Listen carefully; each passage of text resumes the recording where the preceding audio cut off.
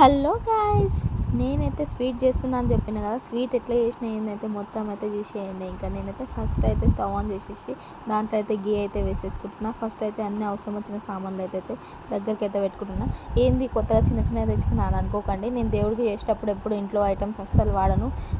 షాప్లో నుండి ఫ్రెష్గా అప్పుడు తెచ్చుకొనే వాడతా. కాబట్టి అన్నీ నేను సపరేట్గా తెచ్చుకొని చేస్తున్నా. మనం ఎంతైతే వండాలనుకున్నామో దానికి తగ్గట్టు అన్నీ తెచ్చుకుంటాం కదా, అట్లా నేనైతే తెచ్చేసుకున్నా. ఏంటి సిరాపురిలో ఎవరన్నా కొబ్బరి వేస్తారా అని అనుకోకండి. ఇది దేవుడికి వాడిన కొబ్బరి ఉంది కాబట్టి దీంట్లో వేసుకుంటే చాలా టేస్టీగా ఉంటుంది. అసలు మధ్యలో సిరాపురి తింటుంటే ఈ కొబ్బరిలు కానీ ఇట్లా వస్తుంటే చాలా మంచిగా అనిపిస్తుంది. ఇంకోటి పుట్నాలు కానీ వేస్తాం మేము. మా మామయ్యకి అయితే చాలా ఇష్టం ఇట్లా పుట్నాలు వేసి తింటే. నేనైతే లాస్ట్లో అయితే పుట్నాలు కూడా యాడ్ చేస్తున్నా.